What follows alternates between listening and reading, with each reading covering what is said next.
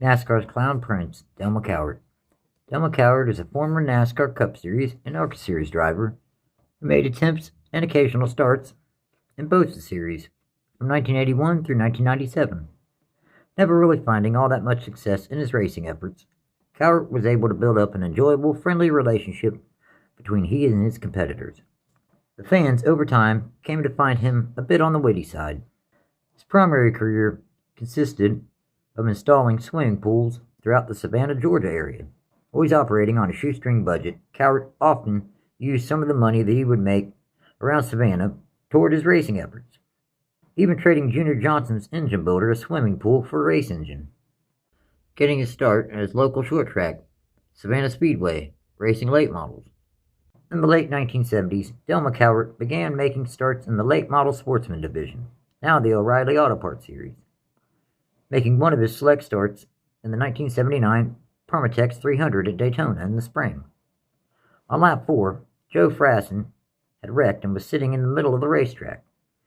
Delma hit Frassen at nearly full speed, igniting Frassen's fuel tank into a fireball.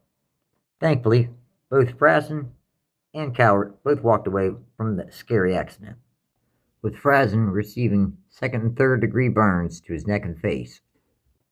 Sadly, Don Williams was critically injured trying to avoid the accident.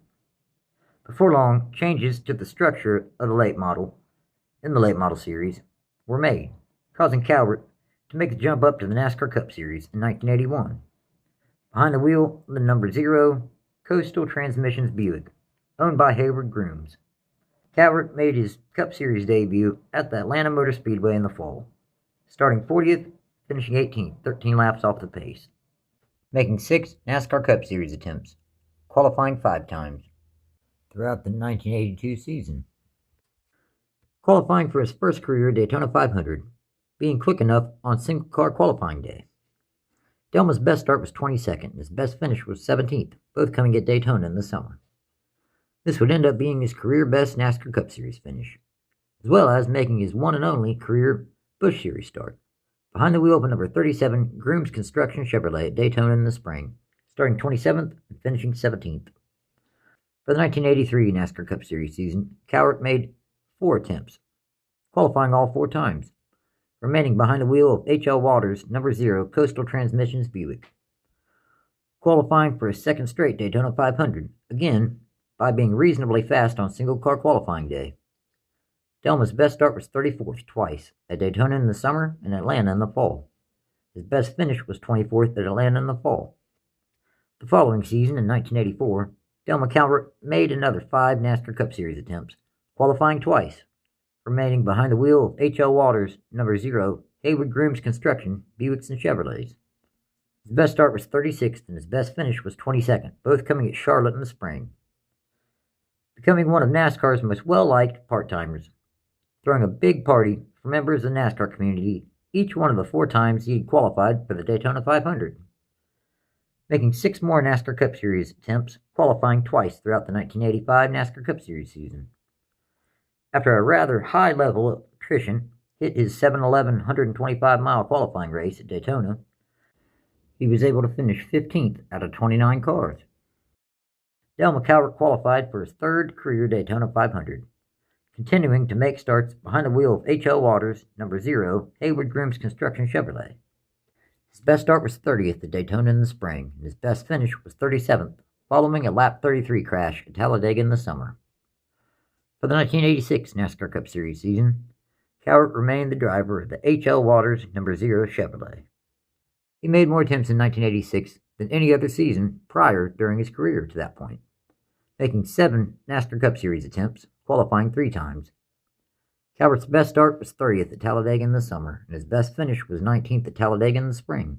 Overall, in 3 starts, Cowart scored 1 top 20.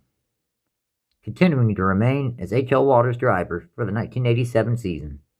In the NASCAR Cup Series, Delma made 6 attempts, qualifying once, still behind the wheel of that number 0 Chevrolet at Talladega in the summer, starting 38th and finishing 24th.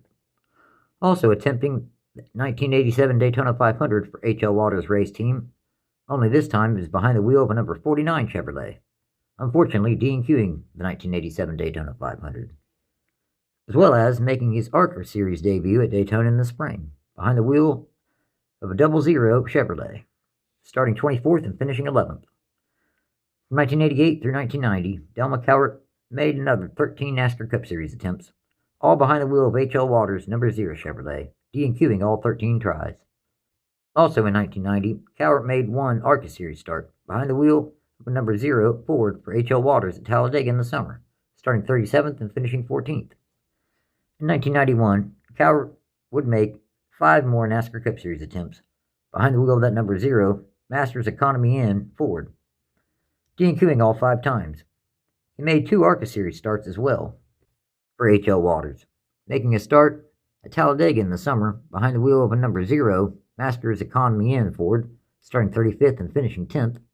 In the fall, Cowart also made an ARCA Series start at Texas World Speedway, behind the wheel of a 00 Masters Economy N Ford, starting 10th and finishing 10th.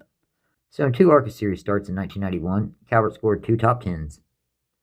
Delma Cowart made 8 NASCAR Cup Series attempts in 1992, qualifying 3 times, remaining behind the wheel of H.L. Walters' No. 0 Masters Economy N Ford. He qualified for his 4th and final career Daytona 500 in 1992 by finishing 13th in his Gatorade 125-mile dual qualifying race. Famously at Daytona that same season, Delma hired a veterinarian to treat his, quote, dog pit crew, and made his, quote, I've never won a race, but never lost a party. His best start was 27th and his best finish was 25th, both coming at Daytona in the spring.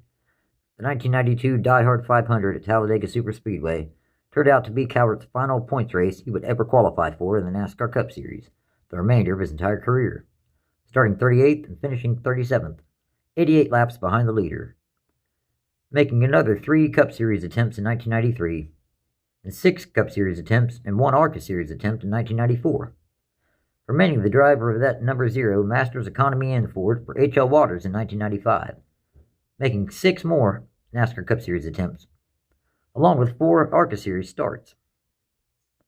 Cowart's best start was 30th twice, at Atlanta and Talladega in the spring, and his best finish was 14th at Talladega in the spring. Overall, in 4 ARCA Series starts, Cowart scored 1 top 15 and 4 top 20s. The following season, in 1996, Delma Cowart made 4 more NASCAR Cup Series attempts, then also ran the Winston Open in an attempt to race his way into the All-Star race. Behind the wheel of that familiar No. 0 Masters Economy N Ford, he started 35th and finished 25th. Also, he made 6 ARCA Series starts, most he would ever make in a single season. Cowart's best start was 19th and his best finish was 11th, both coming at Charlotte in the spring.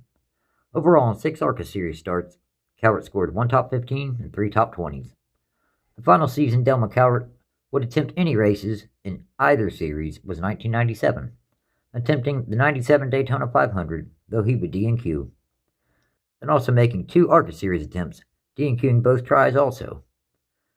What really definitely ended Cowart's attempts to qualify for any more races in NASCAR was when he missed the call to fire the engines for the Winston Open in Charlotte in 1997, a last-chance qualifier race for the Cup Series All-Star race, then called the Winston.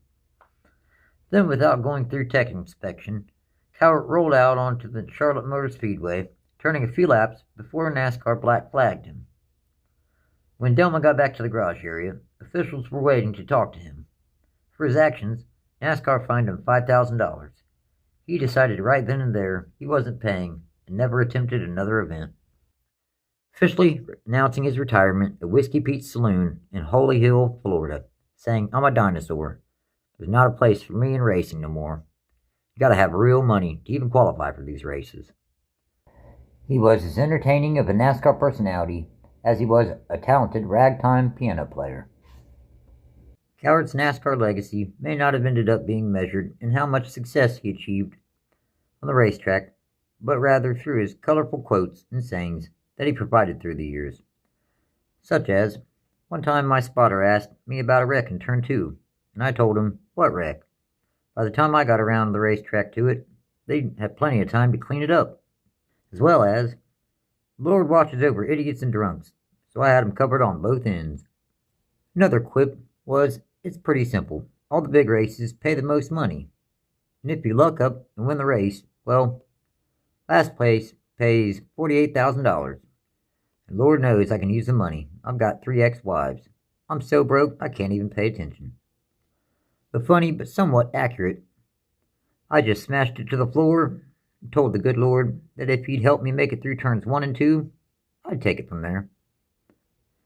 Then when asked if the fact that he was one of the slower cars on the racetrack bothered him at all, Cowart replied, "You know, I never get down about it all. This is a dream that came true for me and my guys too. The worst crime you can commit is never to try." Sadly, Delma Cowart would pass away in November of 2012 at the age of 80, after a lengthy bout with throat cancer. So, in 21 NASCAR Cup Series starts, Delma scored 3 top 20s. He made 1 O'Reilly Auto Parts Series start, and in 14 ARCA Series starts, Cowart scored 2 top 10s. This video was requested by @JakeBowles7962. Thanks for watching. Take care.